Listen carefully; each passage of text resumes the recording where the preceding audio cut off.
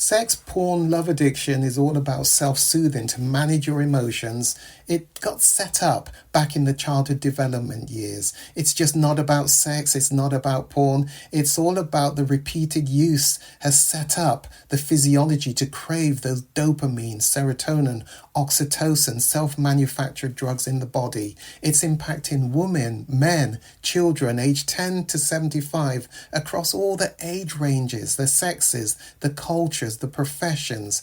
It increased exponentially during COVID lockdown and impacting so many lives. The Kairos Center has created the first online comprehensive sex, porn, love addiction. It's a video on demand recovery program which you can access from anywhere in the world and begin to see identifiable changes just within 6 weeks of beginning this weekly program. Kairos means your appointed time. Isn't it your time to reclaim your life? Bring color back to life without shame. Click the link below and begin your journey. You owe it to yourself and to others. I like to begin when a couple first come in to see me, and that might be by webinar, by Zoom, by one of the secure webcam, or face to face. I like to ask them, how did you meet? And that's what I ask you to ask each other, that question. And I'd like each of you to just share with the other your remembrance of first time setting eyes on each other. Do you remember that occasion? Now allow each other to tell the story differently as to how you remember it. Don't beat up the other person. Don't try and correct them necessarily because they have a different view, a different perspective. It may be they don't remember that first event, they remember a subsequent event when you came to their attention. Tell the story for you and allow the other person to tell the story for them. How did you first set eyes on the other person? What do you remember noticing? It's always good stuff that we remember noticing, but hopefully we can be candid because things changed, didn't it, over time? I'm always interested then when I ask the question, do you remember the first time there was a noticeable flutter inside of you? You know something was going on inside of you that suggested this person is different to others. You know there's a twinkling in your eyes at some point, whether it's the first time meeting, the second time, third time, even if initially it was in a group and then some point later you paired off, maybe a first date, maybe it was sometime later for you that you know something's going on inside of you. Do you remember when you noticed there's something different about you? And I know I'm feeling something and I can't deny it. Tell the story.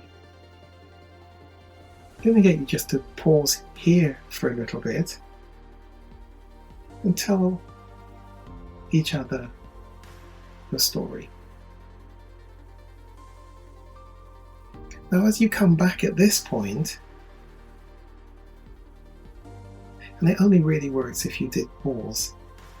So again, I encourage you, just pause here and tell each other your story. Yep. What did you notice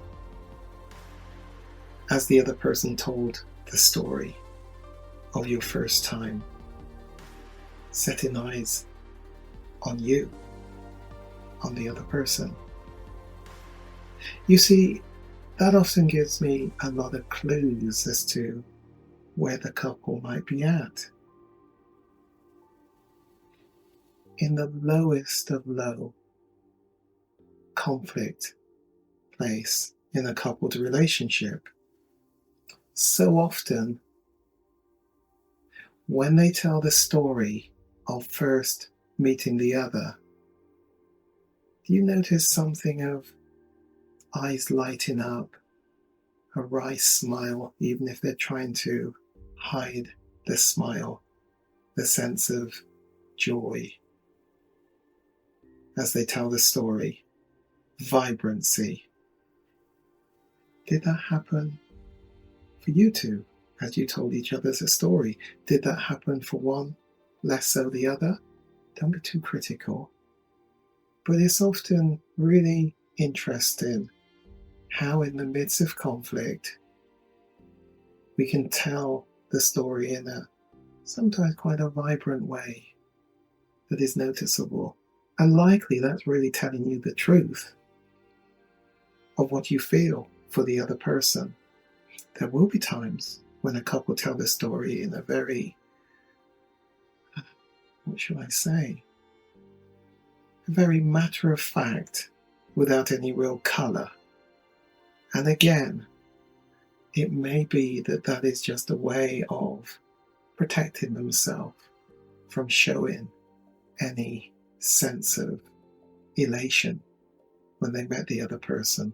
But I, as a therapist, and of course, remember what I've said, I'm working so much more in the unconscious, the things which are not so visible. And I can pick up a lot from the way the couple tell the story. Has something died in the relationship so that even telling the story of how we first met doesn't evoke a sense of smiles, joy,